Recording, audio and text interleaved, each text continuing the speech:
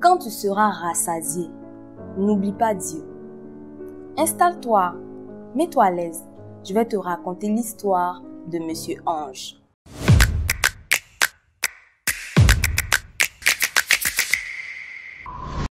Ange était un homme ambitieux. C'était un entrepreneur qui avait ses affaires, qui les gérait bien. En tout cas, il était toujours à l'affût de nouvelles opportunités. Il était marié, il avait ses enfants. En tout cas, tout était bien. Il partait aussi à l'église.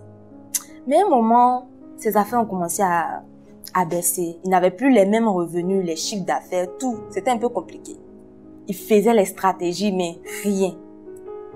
Et un jour, il y a un de ses amis qui l'appelle pour lui dire que il y a une affaire juteuse où il peut investir. Que vraiment, c'est un truc qui est bon. Donc son ami l'a rassuré, il dit, tu es sûr? Il dit, oui, tu peux investir. Donc il a pris toutes ses économies et il s'apprêtait à investir dans cette affaire. Mais sa femme lui a dit, ah, c'est vrai que ton ami t'a montré les preuves et tout, mais il faut réfléchir. Tu vas prendre toutes nos économies comme ça? Il dit, non, il a commencé à manager un peu sa femme. Il a convaincu la dame. Elle a dit, ok. Il investit dans l'affaire. Résultat, fiasco total. Il a tout perdu. C'était chaud. La galère a commencé. Un monsieur qui vivait dans un quartier résidentiel et tout, s'est retrouvé dans un quartier précaire. Il allait louer un studio. Lui, sa femme et ses 2 enfants. Vous imaginez. C'était chaud. C'était dur. Quand c'est chaud, quand c'est dur là, ne te joue pas au dur. Il faut chercher une solution. Donc c'est ce qu'il a fait. De temps en temps, il partait à l'église, mais à un moment, il avait arrêté de partir. Donc quand ça n'allait plus, il s'est tourné vers Dieu. Il allait voir l'homme de Dieu. Et l'homme de Dieu a prié pour lui. Mais il lui a posé une question. Ange, quand tu avais l'argent là, est-ce que de temps en temps tu semais, tu donnais ta dîme et tout? Il dit, ah pasteur, vraiment, quand il y avait l'argent là, je gardais l'argent, mais après je prenais pour investir et tout.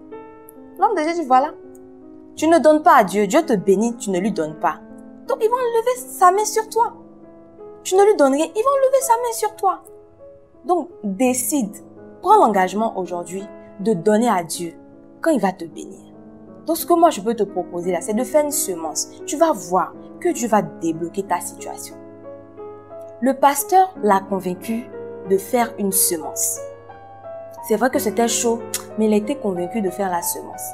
La semence, c'est quoi? C'est une offrande sacrificielle que tu donnes à Dieu. Quand tu fais cela, Dieu même voit que tu as fait quelque chose de grand, tu as posé une grande action. Donc, il te bénit. Et c'est ce que Dieu a fait pour Ange. Il a débloqué la situation. Il lui a ouvert des portes. Après la semence, il a reçu un coup de fil d'une entreprise où il avait déposé ses dossiers pour un appel d'offres. On l'a appelé, ah monsieur, on a retenu vos dossiers, venez travailler, on a débloqué les fonds, on n'attend plus que vous. Vous voyez le pouvoir de la semence, le pouvoir du donner. Quand Dieu te bénit, faut pas tout manger.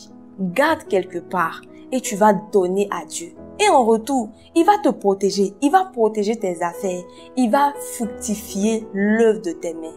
Parce que la Bible dit, celui qui donne recevra. Si tu n'avais pas l'habitude de donner, ce n'est pas bien grave. Tu peux faire comme Monsieur Ange. Il s'est approché d'un homme de Dieu qui lui a expliqué les principes du donner.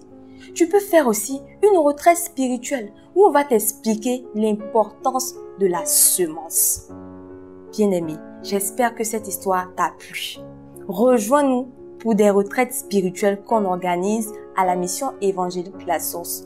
Et si tu ne peux pas te déplacer, ce n'est pas bien grave. Tu peux télécharger l'application e-retraite pour faire tes retraites en toute intimité et en toute sécurité. Ce sont les mêmes résultats. Que le Seigneur te bénisse et à la prochaine pour une autre histoire.